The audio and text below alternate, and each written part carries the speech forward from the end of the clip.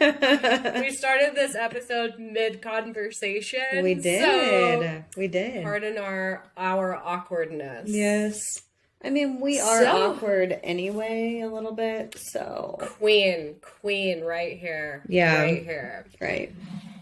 Well, how have you been? What have you done today? Oh, I just worked all day. That's about it.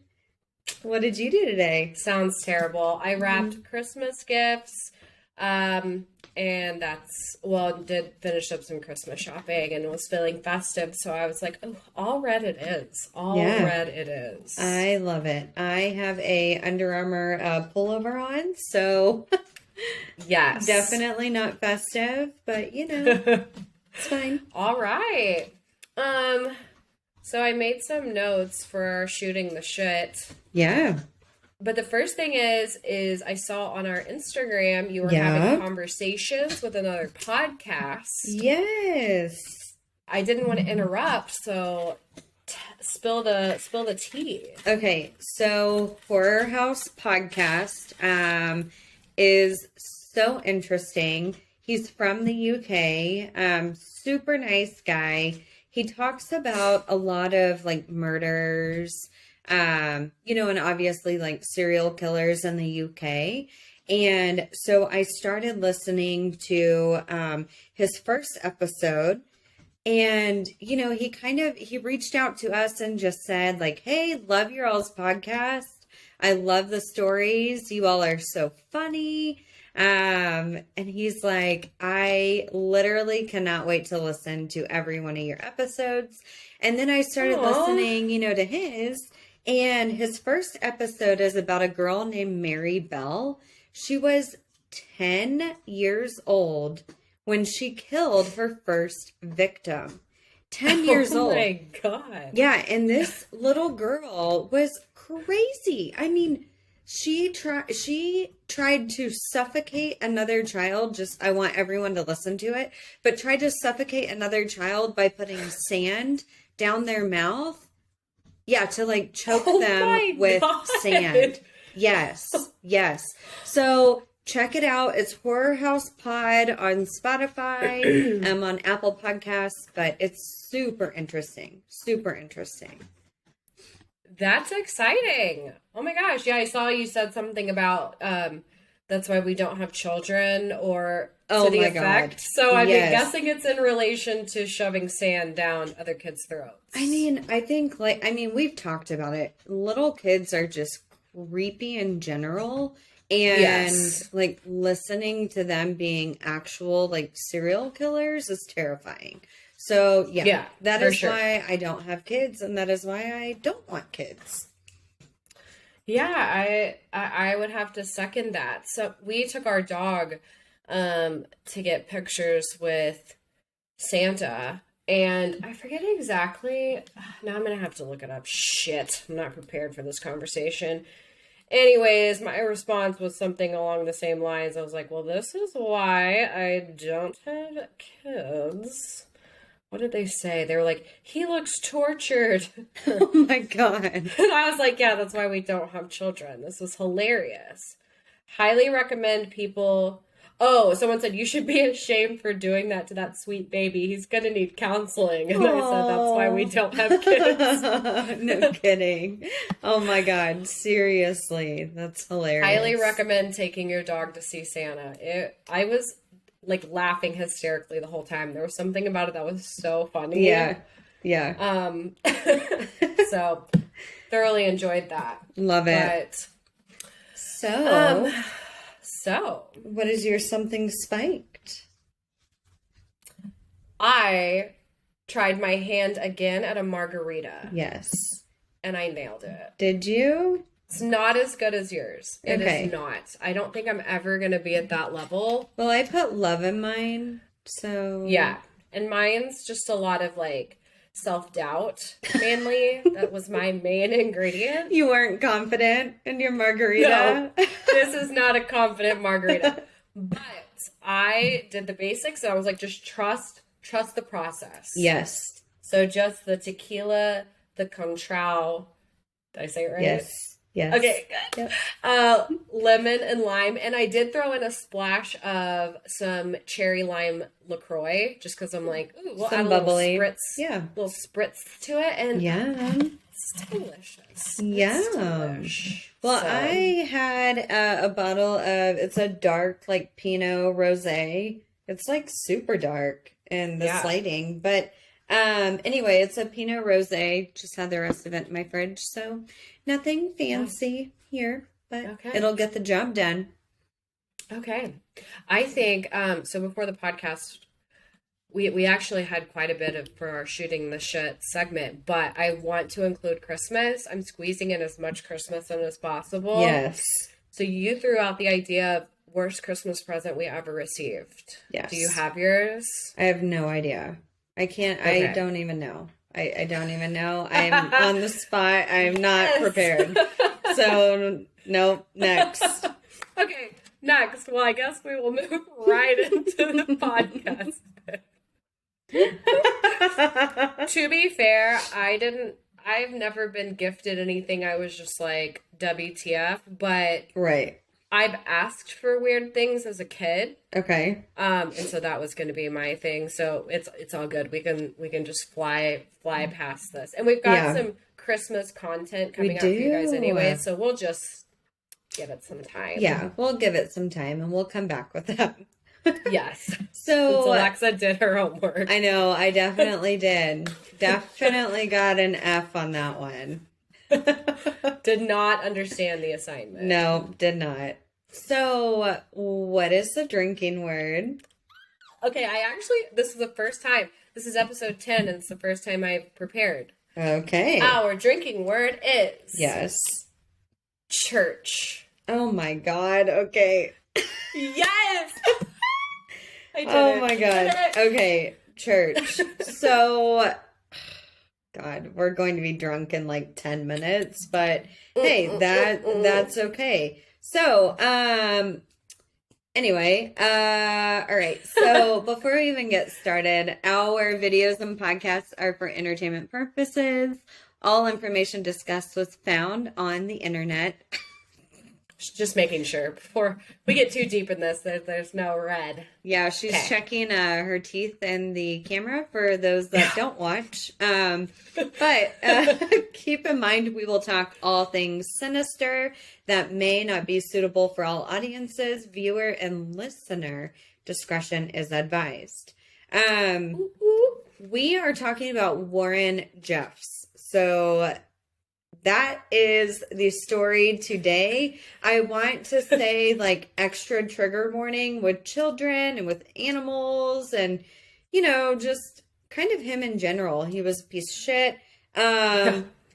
Still is, not was, because he's still alive. But that is who we are talking about today. Trigger if you're a Mormon. Yeah, but I feel like the Mormon Church. I feel like the Mormon Church, though, they completely separate themselves from the Fundamentalists, and we're going to talk a lot about that. So, yeah, it's so crazy. It's such a crazy story, and we've done so many serial killers, figured, like, why not kind of break it up and talk about Warren Jeffs, a cult leader, and hell, we're in the holiday spirit. Might as well talk about a church. Yay! And drink number 2. All right, let's do it. Let's do it. All right, so Warren Jeffs was born December 3rd, 1955 in Sacramento, California, to parents Rulon Jeffs and Marilyn Steed.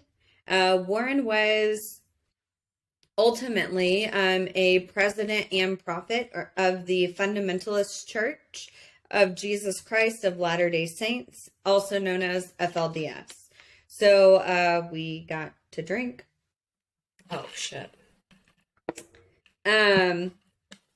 He is a convicted rapist and a convicted pedophile. He's serving life in prison currently, and it's rumored that he raped over 400 plus people. And I want to say people because it's not just women. So, and we're going to talk a lot about, that too. He was a Sagittarius, obviously. We are in the season. But before I get into that, I want to talk a little bit about his dad. Rulon was the president of FLDS. And so Warren was born into the church, unfortunately. Quick question. Okay, so Fundamentalist Church of Latter-day Saints. When was this guy born again? What year? 1955. Fundamentalist of Jesus Christ of the Latter-day Saints. Because the actual Mormonism wasn't established until the 80s, right? No. In the 1800s. And we're going to talk about that. I'm giving you a full-on history lesson today, friends. Okay. I'm ready. Okay.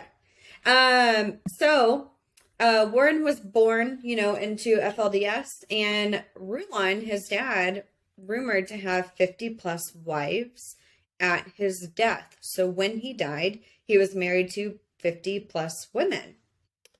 Nice. Warren obviously followed in his dad's footsteps. So by having 87 wives whenever he was arrested. I know, so gross. So, we've talked a lot about the Sagittarius season, but I want to talk about two key pieces of being a Sagittarius with Warren Jeffs. Number one, inconsistent, and number two, overconfident. So when I talk about inconsistent, these and overconfident, these are kind of like faults in Sagittariuses. When we talk about inconsistencies, they are known to get bored easily. And we've talked about that, with Ted Bundy and with Ed Kemper. But Z News India says, chances are, if you know a Sagittarius, you've often seen them change jobs or even get bored with their romantic partners. Well, and if you have 87 wives, right, I would say you fit right in. So, yeah, it's definitely fitting with Warren Jeffs. So, also it says, a Sagittarius also has, so this is the overconfident piece. Sagittarius also has a hard time admitting that they are wrong. They will go to any extreme to defend their actions and believe that they are always right. So interesting. Yeah, it's very interesting because Warren Jeffs, still to this day, he says he's innocent and constantly quoting the Book of Mormonism, thinking that he's still some prophet and, whatever the situation is. And so it fits him to a T. Yikes. Yeah. So, Jeffs, I'm going to refer to Warren as Jeffs, throughout the episode. He was Rulon's 14th child, and he was actually born prematurely, 2 months premature. So if you think about this, in the 50s, that was very risky. Like, they don't have the technology that they do today, for premature babies. So honestly, it was a miracle that he stayed alive. And to the church and to the Book of Mormonism, it says that this is like a gift of God, and essentially that they should be praised if they're born premature and actually live. So thought that was kind of weird and interesting to think about. Especially with him specifically, but yeah, okay. Maybe that's what was wrong with him. Jeff's had over 80 siblings. So I'm not even going to name like any of them, but one that we'll talk about later. Over 80 siblings. Because if you think about it, his dad had over 50 wives. 50 wives. Yikes. Yeah. I don't even know if I know 80 people. Right? Let alone, that's insane. Like, that's I more can't even. I had in my graduating class. Right. I can't even list like 80 people. No. Yeah. Wow. His childhood really isn't talked about much just because, number one, he didn't really open up about it. He doesn't talk to reporters or journalists or anything. He only talks to the church. So keep that in mind. We don't really know much about, Oh, yeah. Keep that in mind. Like, we don't know much about his childhood, except whenever he was 17 years old, his dad made him the principal of the Alta Academy, which is the FLDS school. So 17 years old, he is a principal of the school. And this was in 1972. Oh. Like, yikes. He's a child. This is, again, also prime time for serial killers and rapists. Oh my God. In the 70s? So, yeah. Shit. And in California. I know. All red flags. All red flags. Abort. Get out while you can, kid. Right. So at this time, he was managing the curriculum that was taught, at the school. And he was also managing parts of the church. Pick the good one. So, I want to talk about the differences between FLDS and LDS because it's huge. Okay. So many differences. Examples. The FLDS Church and FLDS. Fundamentalist.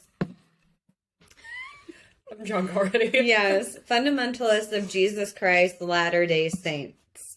And then the other one is just Jesus Christ of Latter-day Saints. Latter-day Saints. Yes. Okay. So Jesus Christ of Latter-day Saints. The Church of Jesus Christ of Latter-day Saints. Yeah. Drink again. Yeah. Fuck off. Girl, you should have brought the bottle. Girl, I know. God damn. I just scared my dog. I bet. Rogan's like, ooh. It's like, not that again. Okay, so the FLDS is known for being polygamous, rapist, racist, sexist, abusive, and violent. So literally, wow, terrible fucking people. They seriously are. And if there are prior FLDS, I want to say victims, I'm so glad you left the church because this was a terrible, terrible cult. And again, drink. Yeah. Wow. So, LDS, again, the Church of Jesus Christ Latter-day Saints, and I'll drink here in a second. I'm going to say it quite a bit. But LDS, the Church of Jesus Christ Latter-day Saints, or known as the Mormon Church, was founded by Joseph Smith in 1830. The prophets of the Mormon Church included not only himself, but Brigham Young and John Taylor. Okay, I need to drink twice. Oh, God. I don't even hear it coming. Joseph Smith stated that he saw Jesus Christ and God as he went into the woods one day to pray. He says, and he quoted, "I saw a pillar of light exactly over my head, above the brightness of the sun, which descended gradually until it fell upon me." He states he saw two people, Jesus and God, one who spoke Joseph's name, so one who spoke his name and pointed at the other and said, "This is my beloved son, hear him." And that's how the church was founded. The church members say this is the first vision of the church from God. Drink. That's interesting. It's very interesting. LDS is known for, although, it's the Church of Mormonism and the story is a little different, they are known for being a respected religious organization still today. So, if you think about it, there are millions of, people that are part of this organization. So, yes. Talking a little more about LDS, Joseph Smith wrote the Book of Mormonism, which he calls is another testament of the regular Bible or another testament of Jesus Christ. The church, LDS, views Joseph Smith as a prophet, just as they would view Moses or Isaiah, as a prophet as well. So I just if anyone wants to know why I rolled my eyes, I know.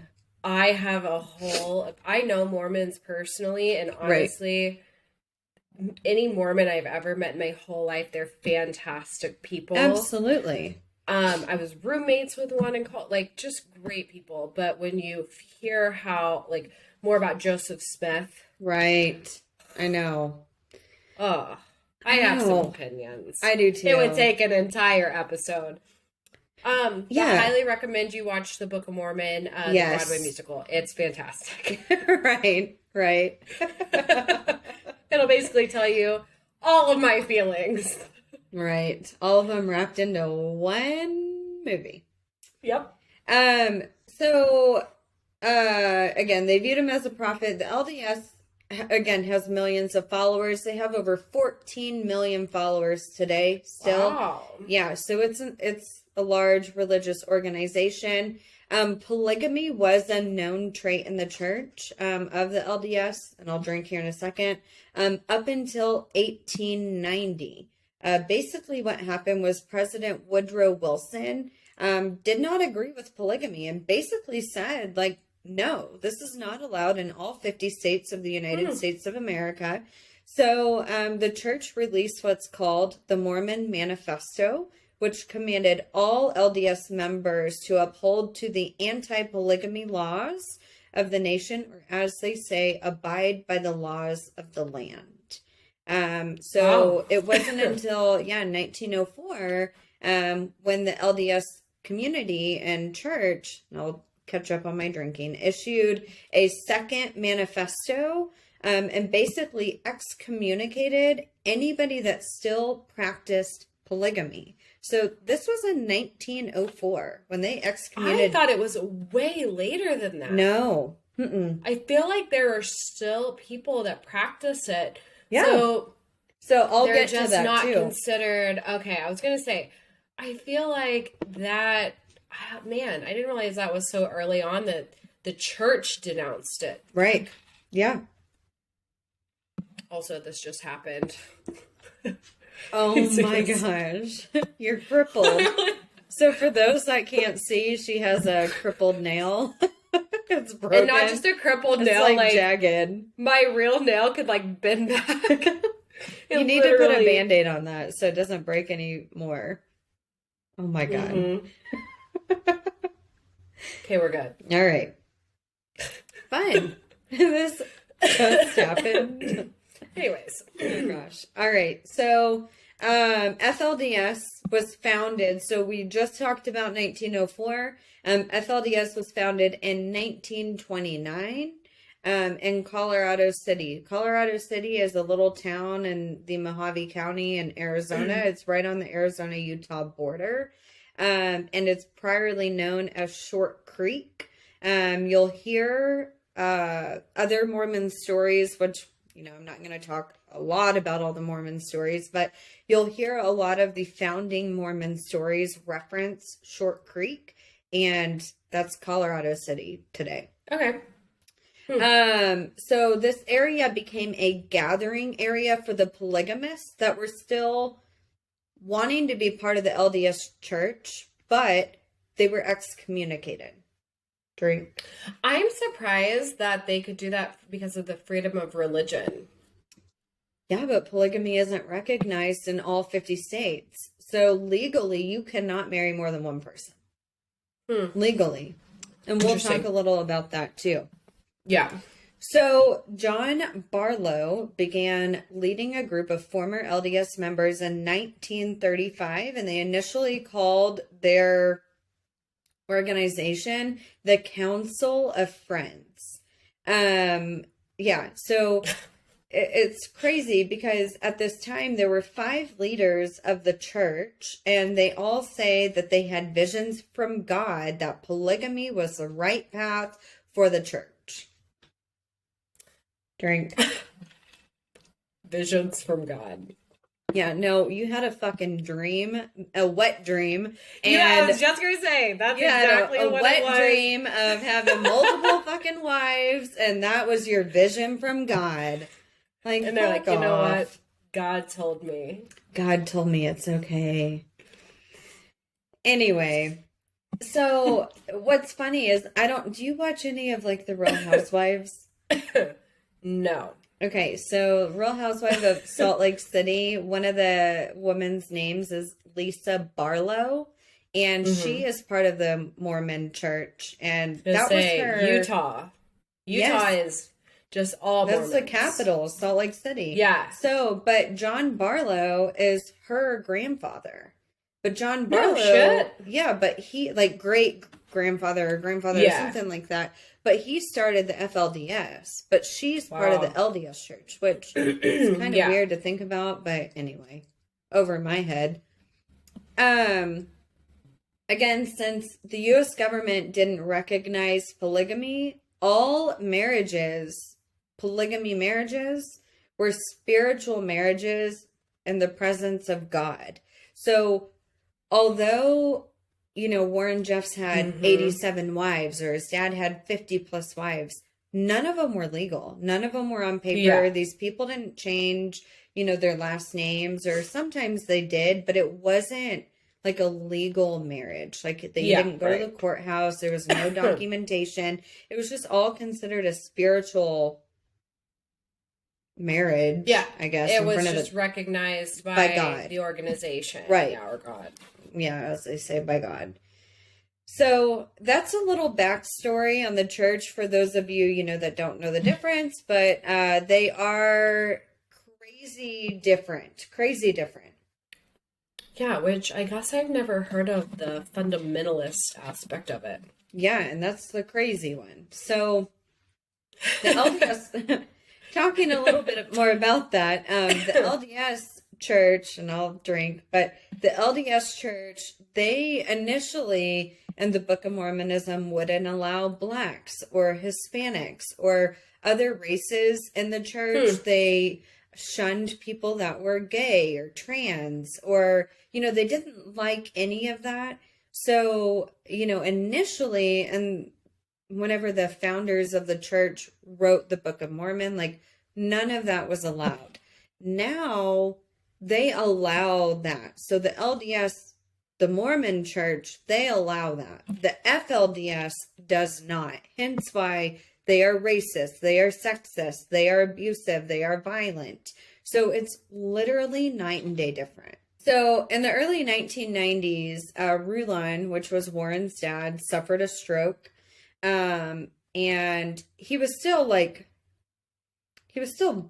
okay, right? But he had trouble like getting around and stuff. And so he told his son, Warren, he said, I want you to become the spokesperson for FLDS. I'm still going to be the president. I'm still the prophet, but I want you to speak for me. Okay. So Interesting. yeah, so, Warren was like 40, 45 at the time when this happened. Fast forward 12 years, in 2002, his father passed away. He had been sick ever since, suffering from the stroke, and wanted his son to take over the responsibilities as the true prophet of the church. So he basically said, "You're the new prophet." Correct. Yeah. Even though I don't really think that's how it works, but right. And people can dive into all the history on like the Mormonism and all that, but the Book of Mormonism, it says one man is to lead the church. And so when the FLDS church was founded, there were 5 people leading, but then they're like, whoa, wait a second. We are going against the Book of Mormonism. We need one person to lead the church. And it will always be one man until that man dies. And then the church will appoint somebody else. But because Warren had the close relationship with his father, instead of like appointing somebody else, he just kind of took the position.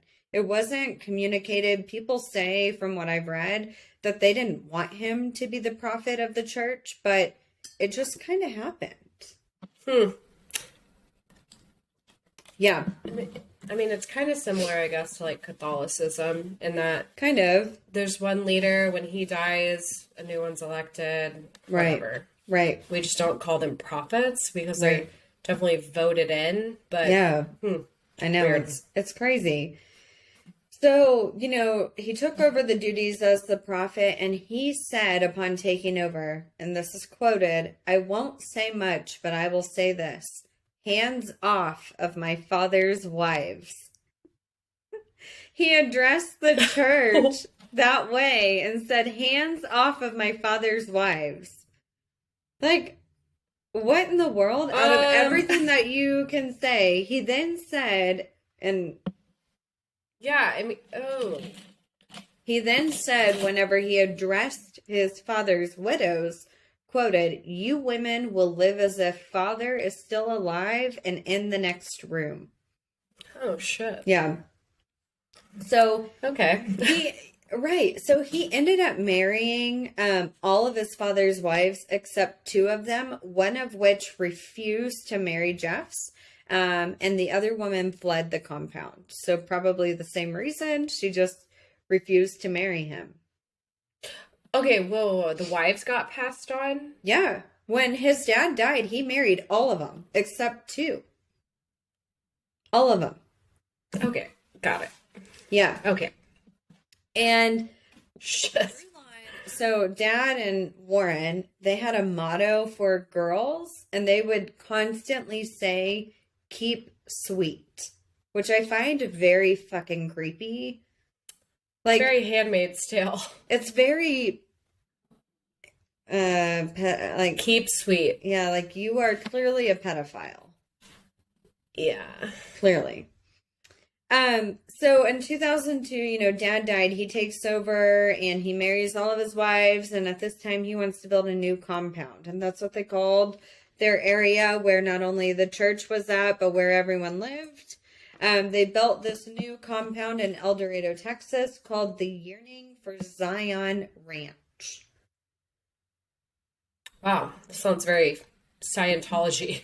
I know, right? Honestly, like, Scientology and Mormonism, maybe not Mormonism, really similar. but FLDS, very similar, very similar. It's right. Weird. It's so weird because they follow that one person. I don't know. Yeah. So Warren was, he was a prophet. He was basically the boss. He said what everyone does and what they don't do. And he was solely responsible for marrying everybody in the church and reassigning wives and children and homes to other men. So let's say a husband and a wife had kids, right? They're married. Mm-hmm. They have kids. He would just legally married. Like, no, through the church. Okay. So they were married, they had kids, and Warren one day decides to say, these kids need to be with this family, and this husband needs to be with this wife, and this wife needs to be with that husband, and those kids are going to be her kids now. Constantly rearranging shit in the church, which is just crazy. I'm not kidding. Have you watched Handmaid's Tale? I've seen a couple of episodes, and yeah, it's very, very similar. Very Handmaid's Tale. I know. So he controlled, like I said, literally every aspect of what these people did, from what they wore to what they ate to what the kids played with to how the women did their hair. There was no television, there was no internet, no access to the outside world at all. Wow. What they did in the compound is all they knew. There's a story of which a woman member of the church was punished and taken to a motel to be raped or taught a lesson, as he would call a teaching by God. She was then forced to watch television for days in this motel room. And in her mind, she's literally thinking that she is watching the devil and going to go to hell for watching what she's watching on TV. Although she's being raped, which is like the worst case scenario, she is thinking in her mind, watching this television is going to send me to hell. Oh my God. Mm-hmm. So, the abuse and against these women and children started at a young age with Jeff's, apparently. It's stated, and it's not factual, but it's stated that the abuse started whenever he was 17, as a principal at that school. Apparently he would abuse the other teachers, or have them perform like sexual acts on him, as well as children at that time. So he was 17, still a child, when he was doing these things. Wow. I know. Again, one, children shouldn't be in any sort of what are the words? Any sort of role that puts them in charge. Right. Right. Especially something like that. Like that's huge. You're right. Like these children are developing, and so are you. Right. So exactly. Exactly. So we are still in 2002. The abuse is now like widespread and known as kind of like a way of life in the church. Crazy. Perfect. Oh shit. Perfect opportunity to have a drink.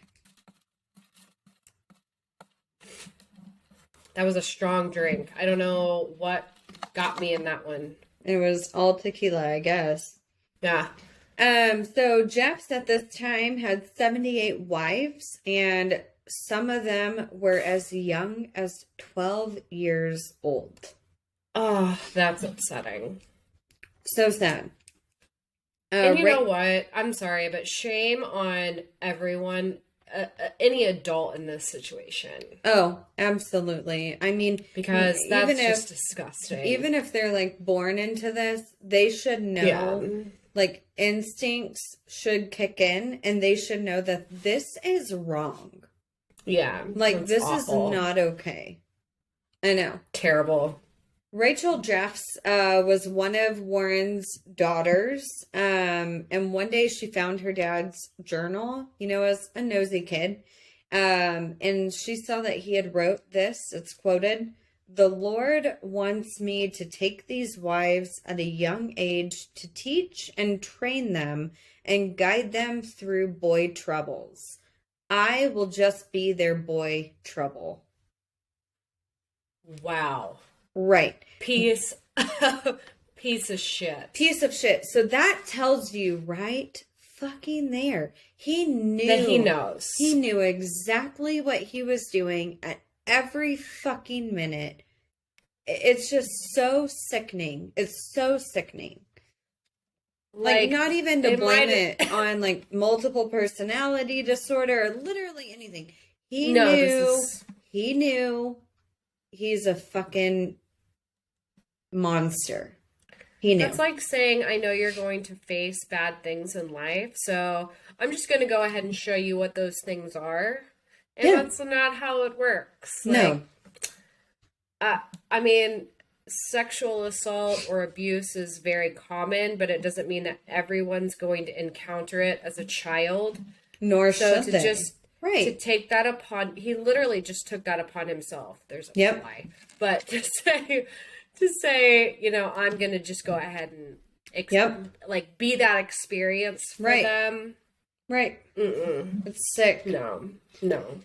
I know. So I was listening to this woman. Her name is Brielle Decker. She's an ex-FLDS member.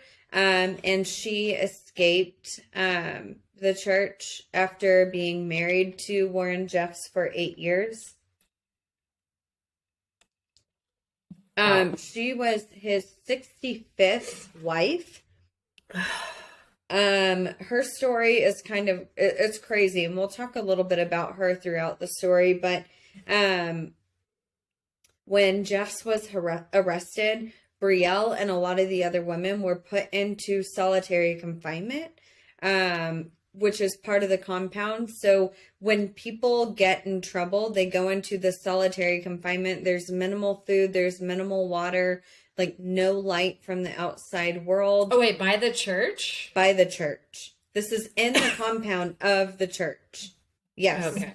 So she was put into solitary confinement by her own brother. by the way. Yes. He nailed the windows shut so she could not escape, or because he did not want her. Basically what happened was Warren said, if I ever get caught, you have to put my wives in solitary confinement because I don't want them talking to the authorities because it will be the ultimate sin. So it wasn't really solid. It wasn't confinement. It was imprison them, trap them. Yep. Right. Like capture them and put them in a confinement space where they cannot escape. They cannot talk to any authorities, even if they wanted to, but most of them didn't want to, because he didn't want them to incriminate him even more, because he knew everything that he was doing was wrong. He knew everything that he was doing was illegal, and he knew that if they got his wives, then it would incriminate him even more. Wow. So how old was this lady specifically when she became a wife? She was 18 whenever she became a wife. So at this time, she was 26. Okay. Yep. So she escaped by knocking out the window and climbing out of the window in the middle of the night. She ran barefoot, like miles down the road to an ex-FLDS member. She then became an advocate for helping other women escape the church, which is crazy. And, you know, it's sad because she was born into the FLDS Church. Like, her parents were members of the FLDS Church. And so she didn't really know a different way of life. Although she says, and I've listened to multiple interviews from her, she says deep down in her bones, she knew the church was wrong. She knew the fundamentals of the church. I know I have like 7 to catch up on. Yeah. She knew that the fundamentals were wrong.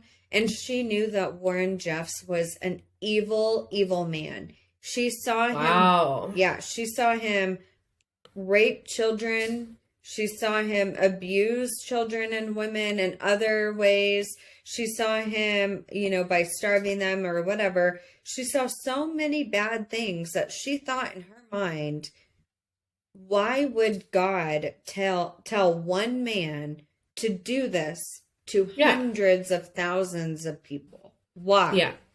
Which is a popular thing amongst religious cults. But on this level it's a whole other ball game. It's a whole other level. Yeah. It's it's so sad. It is.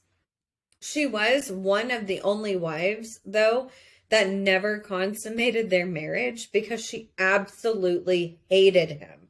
She hated him to a core. And whenever he would like want to be around her, she would go and hide throughout the compound. It's like, how did she?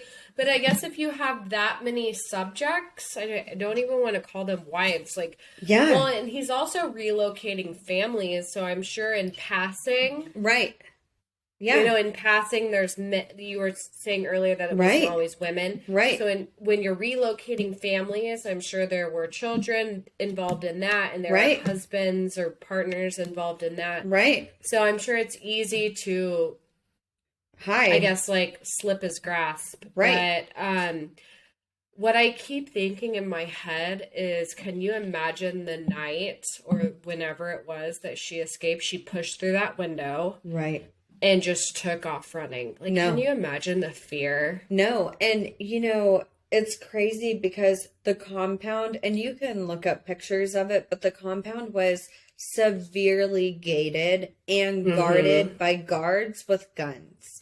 And so, and if there's that many people involved, I mean, he's got 80 wives. So if you could, I mean, if that alone, you can imagine there's hundreds of thousands of more people.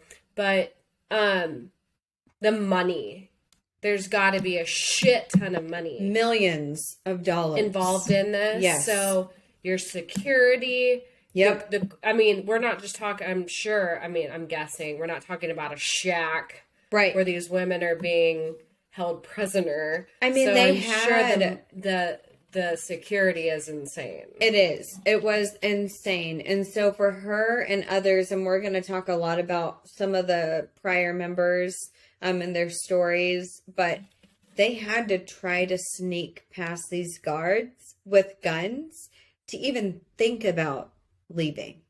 And we'll talk a little bit more about that in a minute. But, you know, back to, she was one of the only wives that never consummated their marriage. However, she says that Jeffs would give her teachings from God, and these teachings were messages whenever she would sin. And a sin could be, she could look at him wrong, and he would say, you've sinned against God. God is telling me to teach you and to relay this message, type of thing. So it's really sickening. But these teachings would often be sexual acts on him or other men. Which is just, sexual acts on him or other men. She said that he would often record them as well. And whether it was a video recording or even an audio tape. And she said that there are like hundreds of audio tapes of him teaching wives and children how to please him sexually. And that was his message from God. This might be a spoiler, but do those things come into play later? They do. Like in court? Okay. Yeah. So according, to other past FLDS members, like we stated, Jeffs would separate, children from parents. He would groom both children, male and female, how to perform, sexual acts on him and other men of the church. Like, man, I don't want this to sound like victim blaming at all. But I know. No one was like, hey, this is kind of fucking weird. Right. Well, a lot of people especially were. like the men.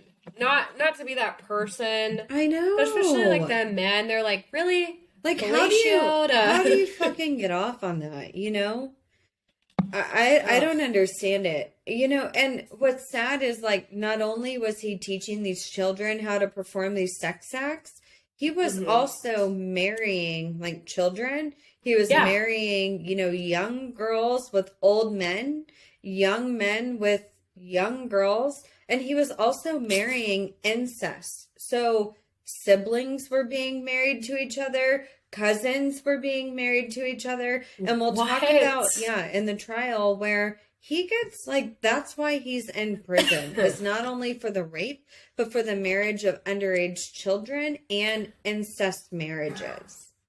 So did he have a nationwide following too? Where worldwide following. Worldwide. All across the world.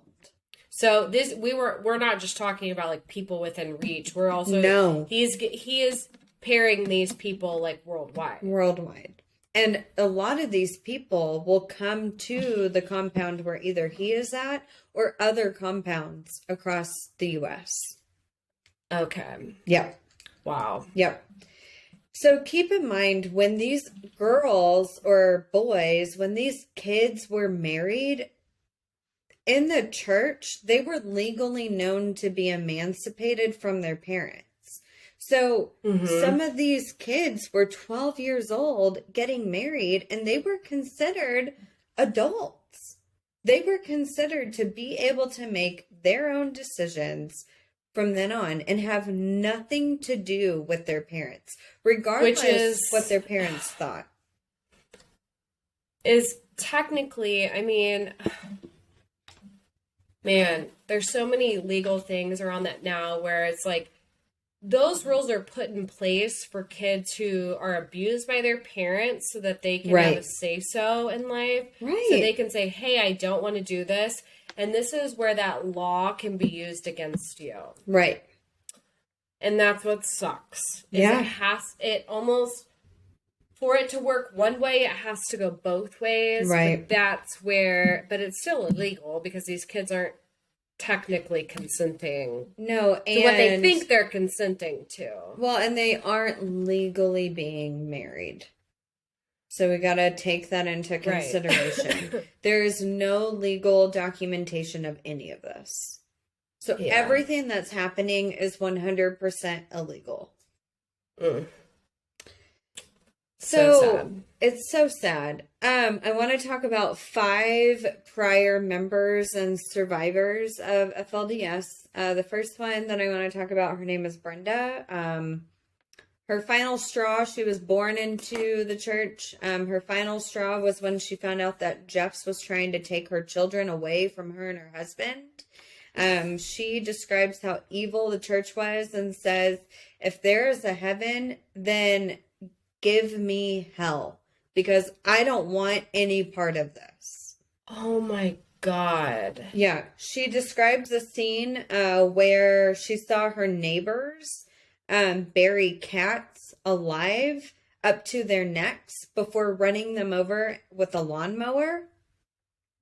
For like sacrificial purposes? Or because what? God told them to. Yep. Okay. Yep.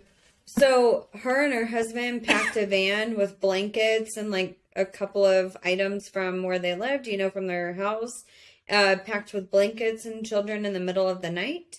And they were ready to leave the gated compound. And keep in mind, the compound is gated and heavily armed with men, with guns.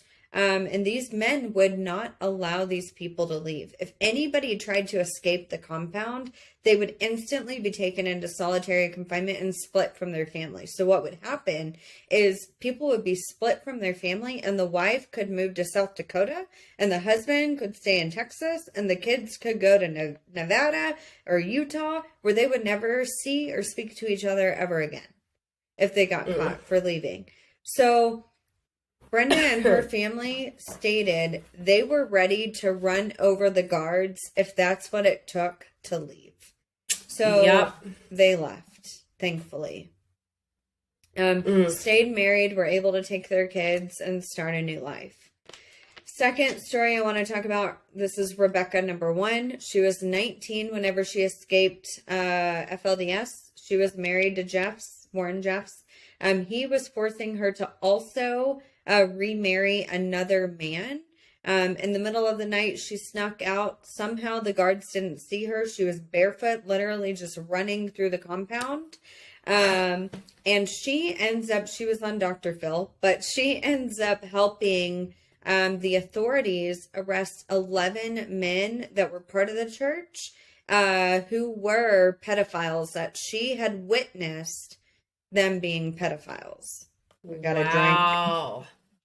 Good for her. Damn. Yeah. 19 when she escaped. Wow. Third person I want to talk about, her name is Mary. She was 17 years old whenever she was forced to marry a 50-year-old man.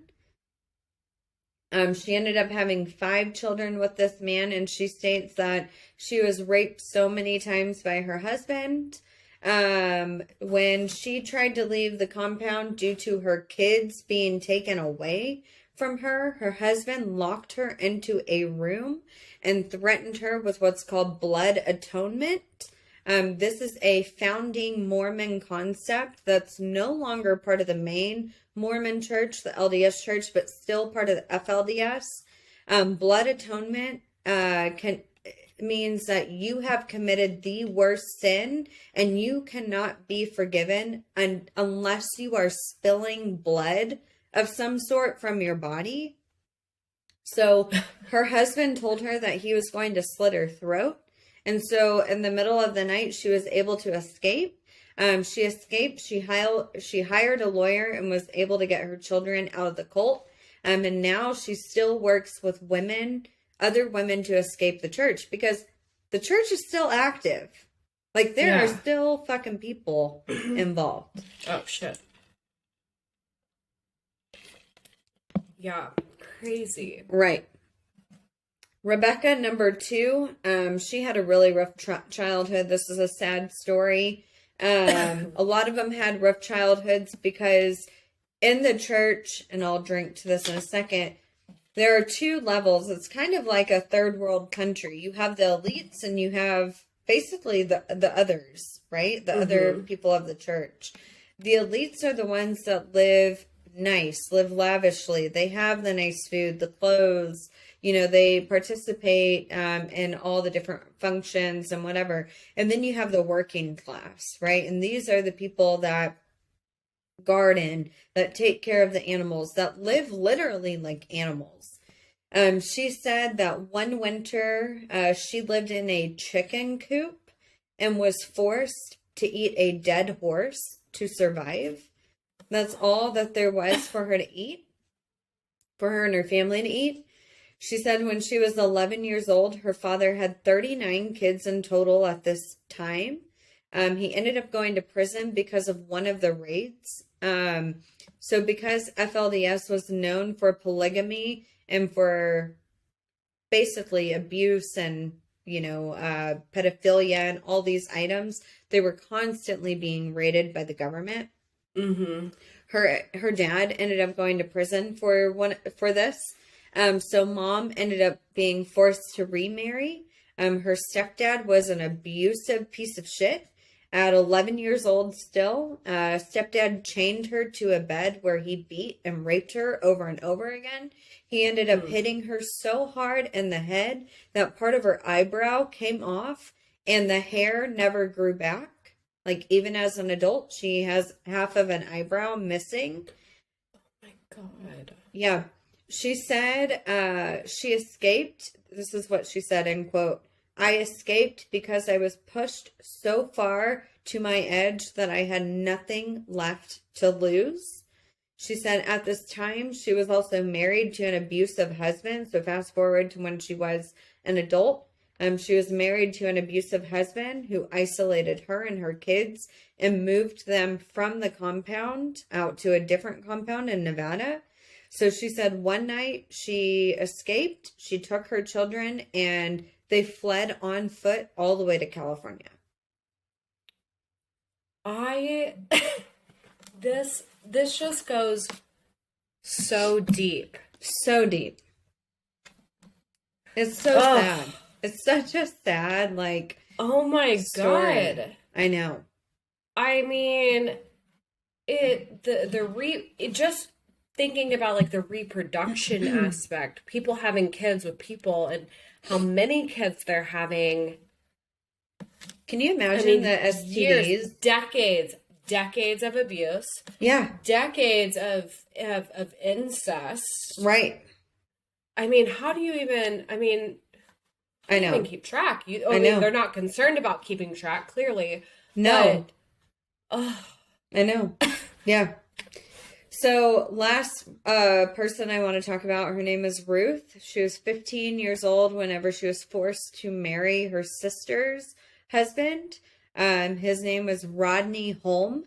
He was a police officer of the church. He was more than twice her age, so probably mid-30s at the time.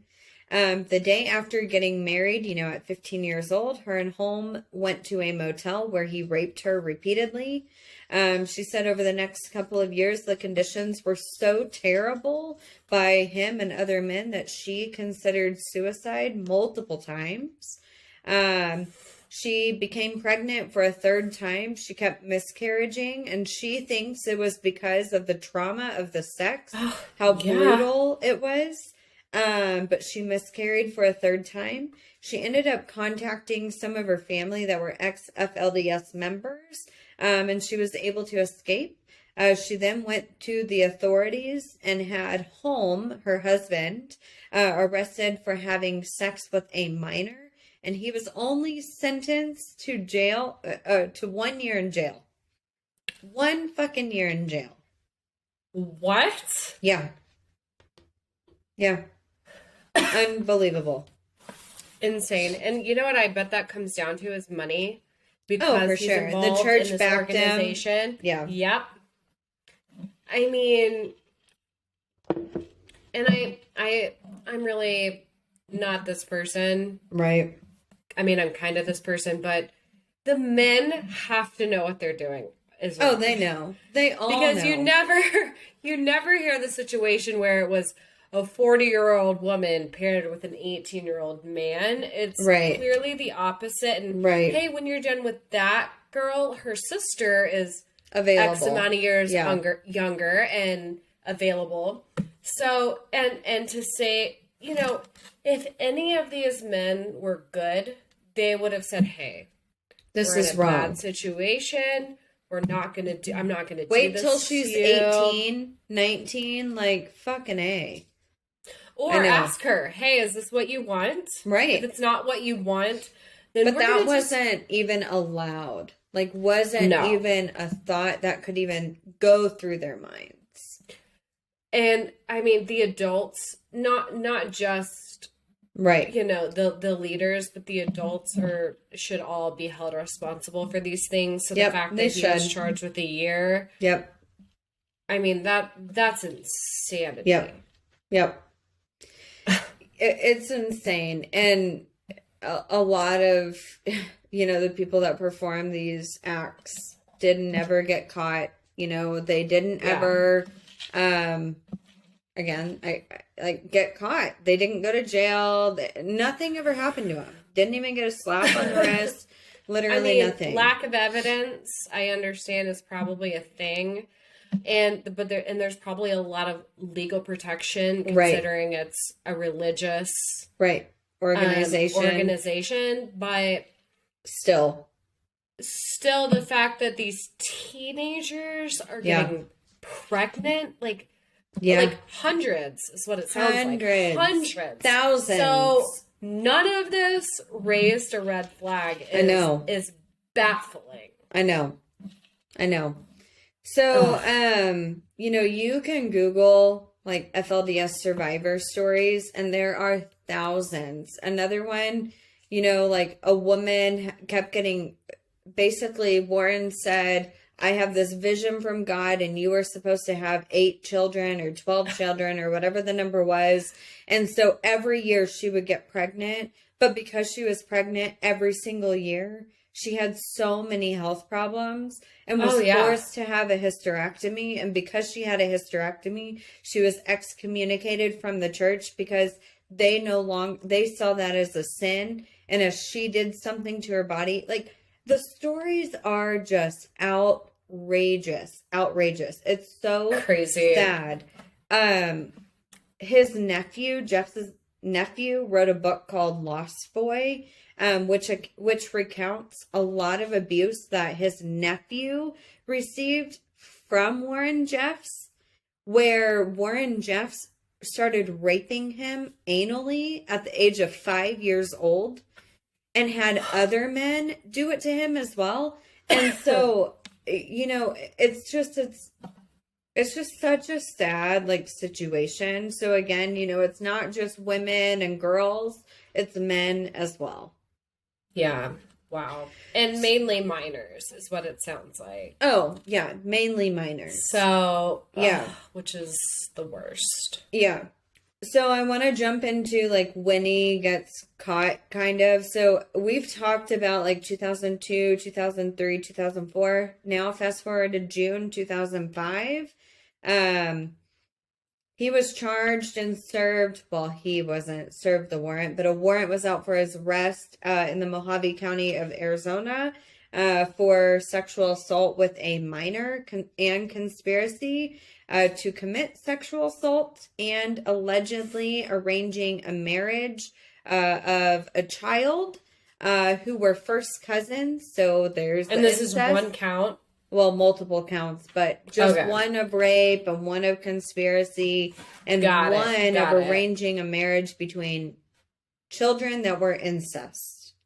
Got it. This is when Jeffs went on the run. So this is in 2005. I want to talk about we're going to keep going, but I want to talk about a journal entry in 2005 since we are here in the timeline.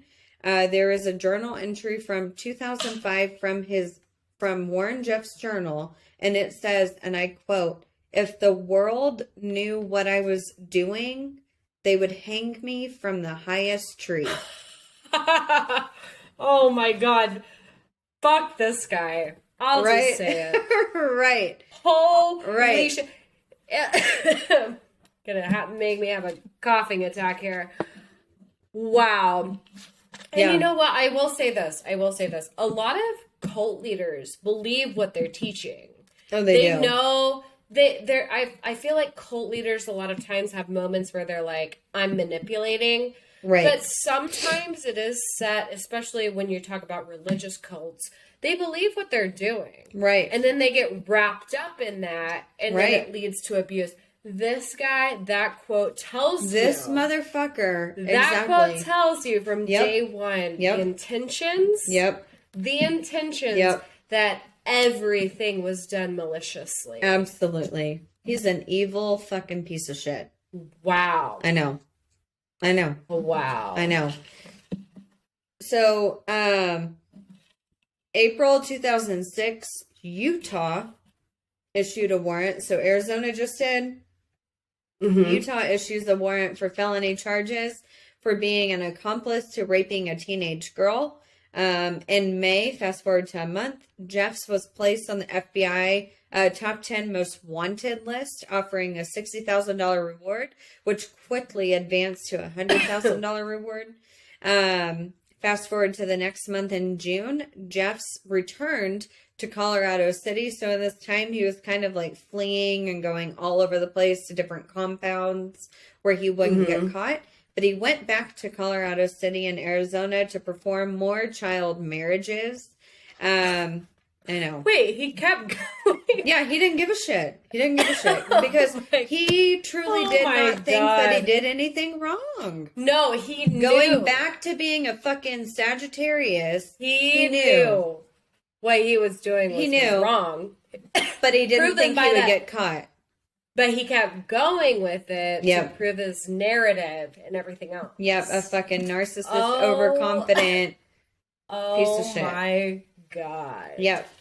So 2 months later, August 28th, again, 2006, around 9 p.m., Jeffs was pulled over on Interstate 15 in Clark County, Nevada, because his brand new fucking Escalade that he had, the license plate wasn't visible, so the cop pulled him over. Jeffs was arrested and taken to jail because he had a warrant out for his arrest. Good. This was the last time he was free, ever. So, August 31, 2006, Jeffs agrees because he has warrants out in different states. Where he was arrested in Nevada, he agreed to return to Utah to face 2 counts of first-degree felony charges of rape. After Utah, Arizona said, well, we want him next. So he then goes to Arizona to be prosecuted on rape and all the incest charges. Keep in mind, Jeffs is still leading the church from jail. I'm sorry. Yeah, and this is right after he was arrested. He's still leading the church from jail, just FYI, today. Like, he still is today. But leading the church as, like, in means of, like, writing letters and saying... we'll talk a little bit about what happens. But, yes, he is still the prophet. He's still, the spokes... Yes. Oh, it's unfucking believable. Yeah. What? This is, like, beyond brainwash. I know. Beyond brainwash. So, the following year, May, June, July 2007... Jeffs was indicted on 8 counts of rape, with incest with minors. So rape between minors that are incest and rape against children in Arizona. He appealed this many, many times. And keep in mind, some charges were even dropped because the victims would not testify. Oh, that's so sad. I know. And I have a hard time with that because I understand that that's incredibly hard. Yeah, and they're brainwashed. They're brainwashed. Yeah. Brainwash. And that's sad, but man, that Right. Right. I mean, It's you sad. hate to say it could have helped, It could have. obviously, but I mean, we're not in the position of those people, but Right. man, that's sad. Yeah. Overall, it's sad. Oh, yeah, for sure. So Jeff's incriminated himself with a lot of the evidence that he just kept. So he had all of his wives write down every act of sexual assault that happened and every act of abuse in journals. He had hundreds of pages of, situations that had happened. He also made audio and videotapes of a lot of the assaults against the women and children. And keep in mind, just like Ted Bundy, he served as his own defense attorney. And fuck this guy. I know. I love it. Like, there are people who are smart enough to do that, but I love when serial killers do it, or serial rapists, or whoever, because they're always going to fuck it up. And that's the best. Oh, for sure. So, right. They're never that smart. So, a lot of the... Right. A lot of the times throughout the defense, he would also just wouldn't even really argue his defense. He would open the Book of Mormonism and just start reading from the Book of Mormonism. And the judge would be like, get to the point. What are you trying to say here? But he would literally think in his mind what he was doing was from the Word of God, even though he knew what he was doing was wrong. And that kind of goes back to just, I don't know, high school, knowledge that... Right. I mean, I even had the Bible, growing up in the Bible belts, it was always told to me, it doesn't matter what your religious beliefs are, the Bible is not a credible source. Because... Right. It's there's so many different revisions, and there's so many different revisions, and it's not technically provable. None of it is technically provable. It's all faith-based, which is fine, but so to think that you can go into court against serious allegations and just evidence, and hardcore evidence, and say, well, I'm going to read from my quote-unquote Bible. Right. What an idiot. I know. But I'm glad he did it. For the victim's sake, I'm glad he went that route. But from an intelligent aspect, I'm that's where you done messed up. Right. So, still in 2007, he tried to fucking hang himself in prison. He was not a good... I know, exactly. He was not a good...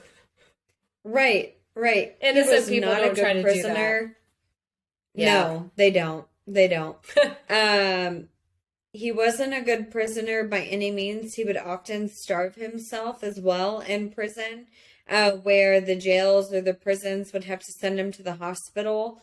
Some of the places that he was at, they would have to force feed him, which is just so fucking dramatic. But anyway, it's dramatic, and I'm surprised they weren't just okay, buddy, we're just gonna let you starve yourself. Just gonna let you wither away.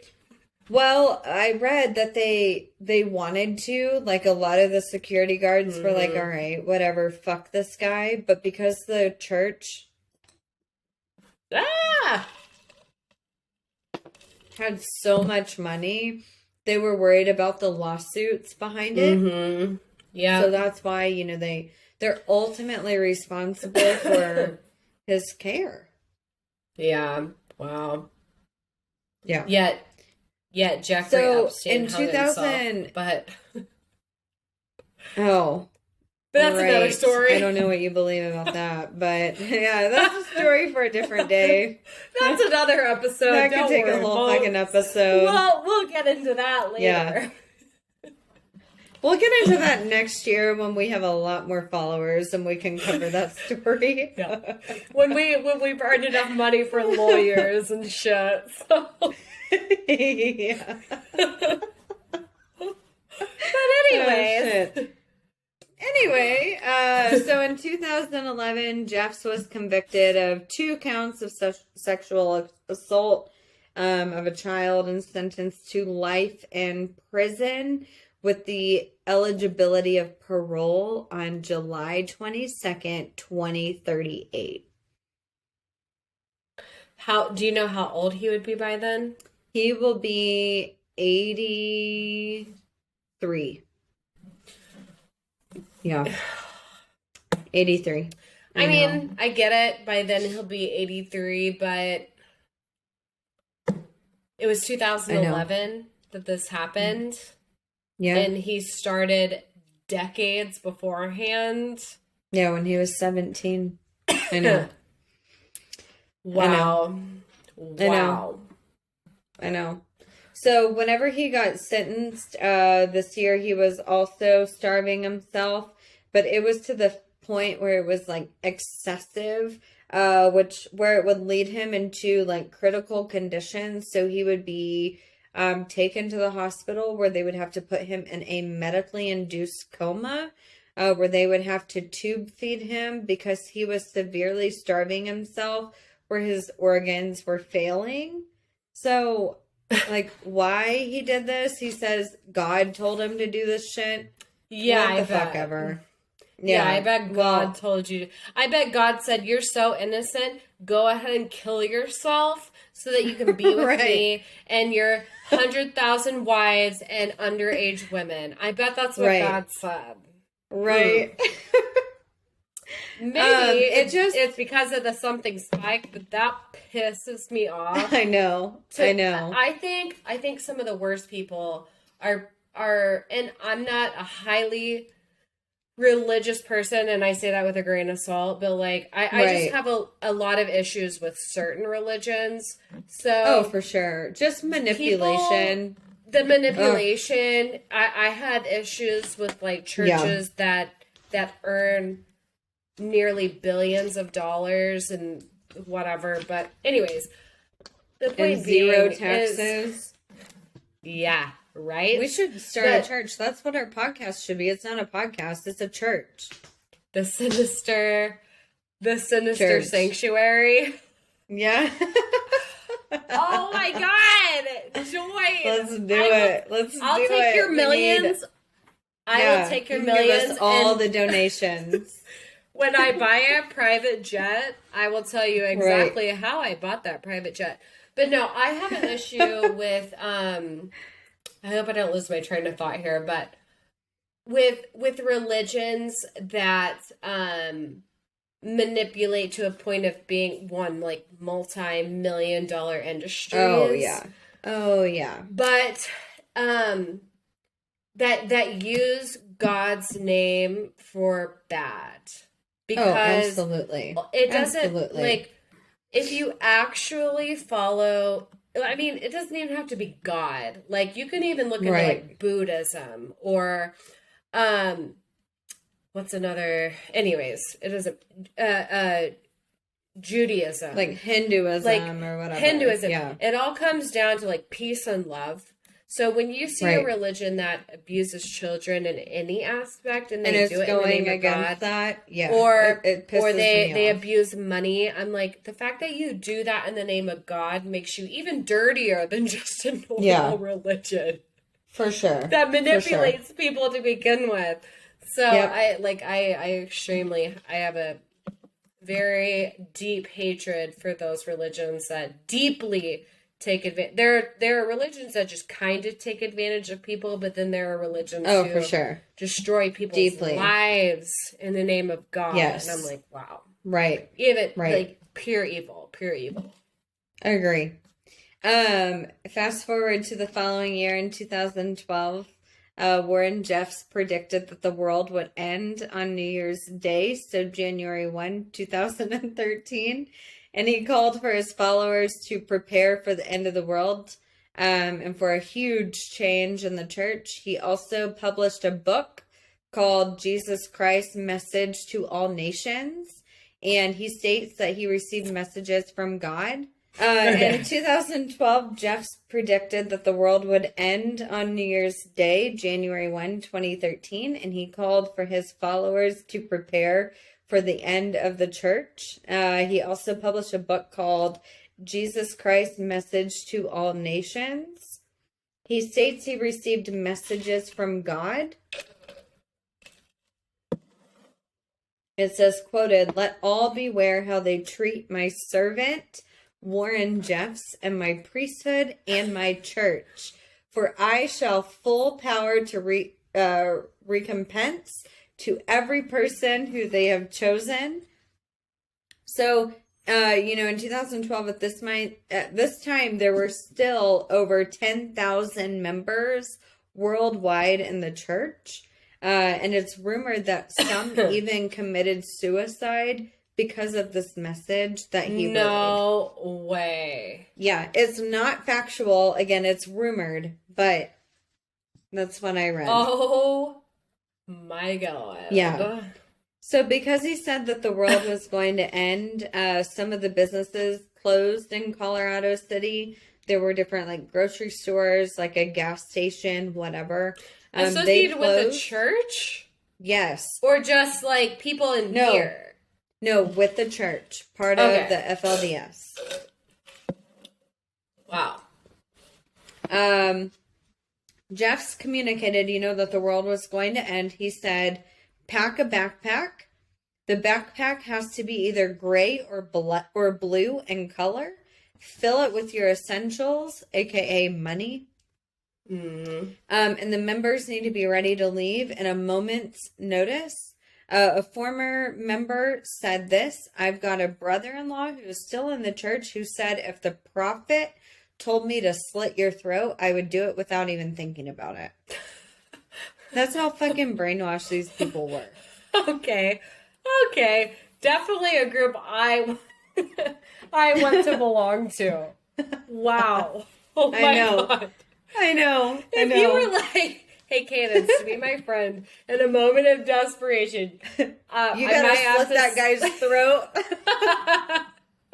But trust me, it'll be worth it, because when you die, right, no. You're going to heaven. I'd be like, yeah, that's probably not the heaven I want to be in. But right, okay, right. I know. So fast forward to 3 years later, obviously the world didn't end, but in 2015, two of his kids, Becky and Roy Jeffs, actually came out to CNN and had an interview with Lisa Ling, and they accused their father of molesting them when they were young, from the ages between 5 and 7 years old. Becky, his daughter, said this, quoted, "He realized he had so much power." And she said that he had said, "What should I do with all this power? I can do anything that I want." I know. She said that obviously he did do whatever he wanted, and he went the wrong way about it. They are no longer members, and unfortunately, it's sad, but Roy, his son, committed suicide in 2019. Oh my God. I know. So sad. I know. But It's very sad. Honestly, what do you expect? From a family like this, and knowing all the inside details. Fucked up shit. Oh, I know. So sad. So sad. I know. It is. It's really sad. And obviously he had many children. Mm-hmm. He had many children, and yeah, it's definitely very sad. But, today, like I said, he still leads the church from jail, or from prison. And an attorney for the U.S. Department of Justice said this. I like all the quotes, because I feel like it puts it in real life. But yeah. He said, quoted, "We have evidence to believe that he continues to direct day-to-day operations of the church, including excommunicating individuals and directing women and children where they need to be placed within what home. So Can you still imagine doing your leader? his fucking Your bullshit. leader is in jail. Your leader's in jail, and you're Jail. like, this guy is a role model for us. He Right. is gonna show us the light, and he's in jail. Jail behind fucking Do bars. Do they have an estimate of how many followers he has? From what I read, about 8,000 still follow him. I know. So sad. Idiots. So sad. Prison officials say that they suspect that Warren Jeff's brothers and some of his wives will come in to visit him, and they'll have like hidden recording devices like a watch or a pen to capture weekly meetings and messages, and then they'll take it back and they'll record it and they'll send it out, to all of the church. And there are still compounds all over the country, one of which is led by his brother Seth in South Dakota, and Jeff is still overseeing this compound and others from prison. Oh my God. I know. can't believe these people. You have to know. blame them. You have to blame them. They're fucking idiots, man. Yeah. Yeah, he is still in the prison. Basically, he's at the Texas Department of Criminal Justice's Luis C. Powledge unit. Long fucking name for Texas Department of Corrections, but near Palestine, Texas. Okay. 2 fun facts. I mean, I think they're kind of fun, but whatever. They're fucked up. But the Fun. Here we go. Yeah. Here we go. The compound in Texas that, he had and that he had built is now part of the Dream City Church. Which is what kind of church? So this church is a Christian church. It is led by like a normal, preacher or whatever. But Brielle Decker, the woman that I talked about prior who escaped whenever she was 26, married to him at 18. She was actually awarded the property in a settlement because, a lot of the prior victims have sued him and sued the church.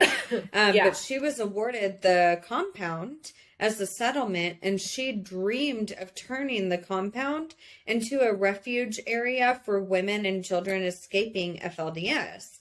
So, the compound is now part of the Dream City Church that she sold to. She sold that to that church. You are so obnoxious.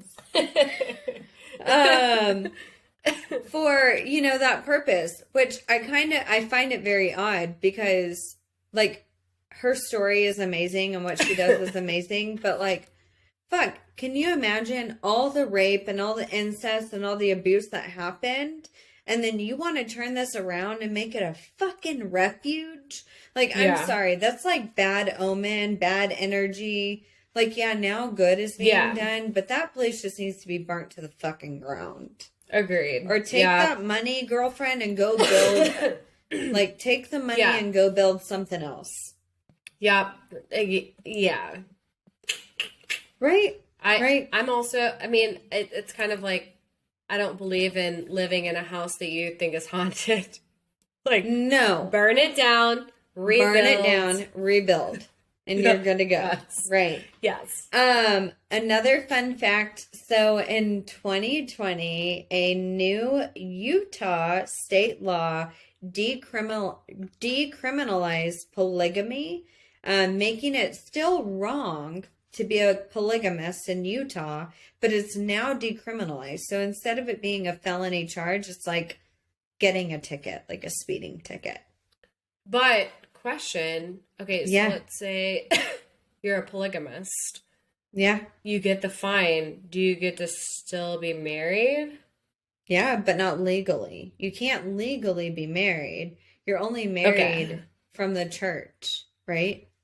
So, Oh, okay. yeah.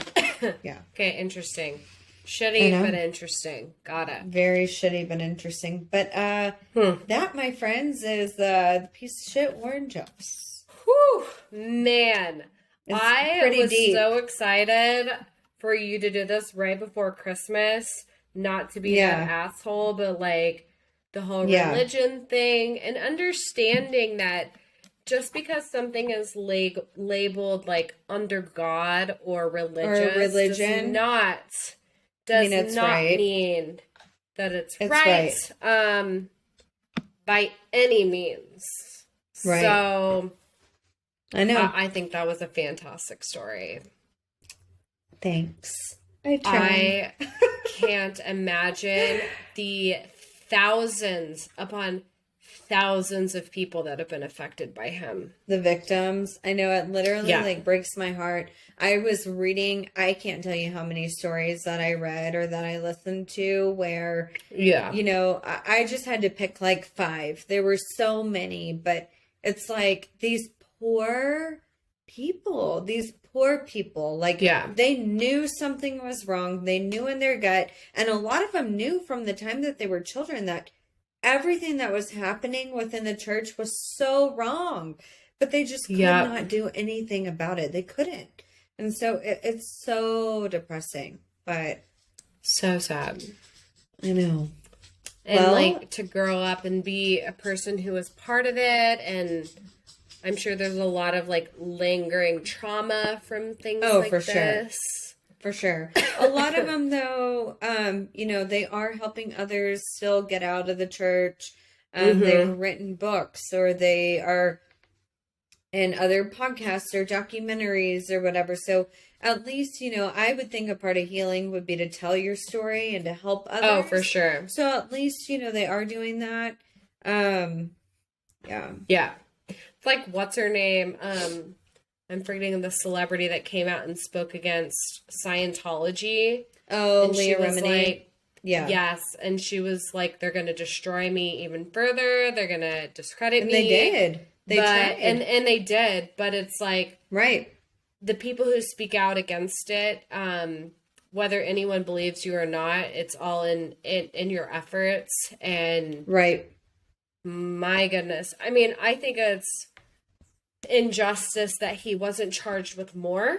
Like, clearly we're talking thousands at a minimum. Well, and especially hundreds, so he incriminated himself with all of that evidence. Like, why was he not found guilty on hundreds of charges of rape and abuse?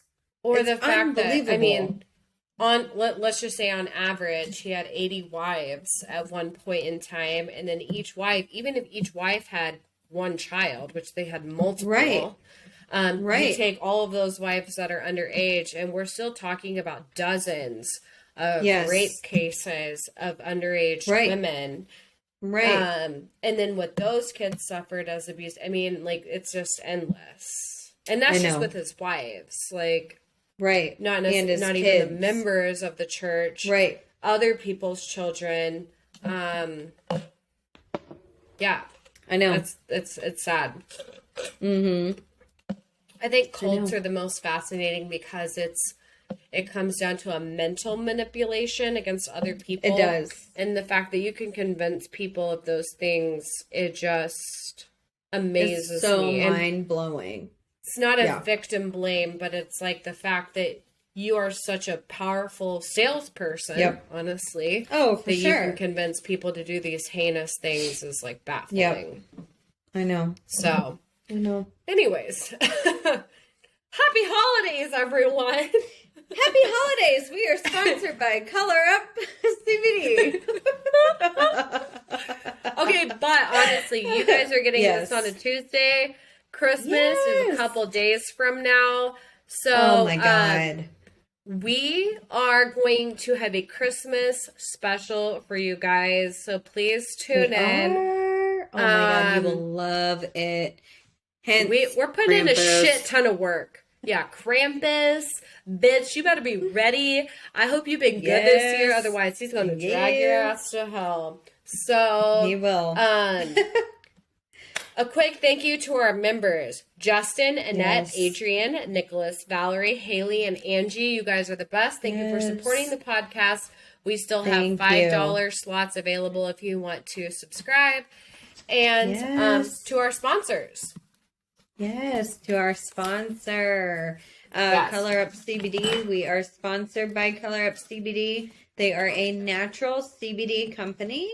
So as you hear us talk about them all the time, we truly love their skincare, truly love their skincare. Yeah. I forgot my skincare this last weekend, and because I was and look at her, look at that face. It looks awful, but look at mine. This bitch is flawless. No, because bitch. She uses let me finish. Let me finish. I had to borrow Cadence's skincare, so that way I wasn't left out. But anyway, product of the week. My product of the week is probably the eye cream. I've been so tired the past couple of days, so I've had a couple of little bags right here under here, and so the eye cream, it brightens me up. I look refreshed, and look, I look flawless. You do. And for me, it's the dry season, so the lip balm, oh my God, anything moisturizing. We've also got a lot of messages saying people have ordered these for holiday gifts. So you can use code Sinister20, 20% off of your order for Color Up CBD. They're great. They are. They really are. And we literally, it's like no bullshit, not like a normal sponsor where they're like, oh, we use this and we really don't. No, we use this and I need more vitamin C serum. So Color Up CBD, if you're listening, send it to me. Please send us more so we can stay beautiful.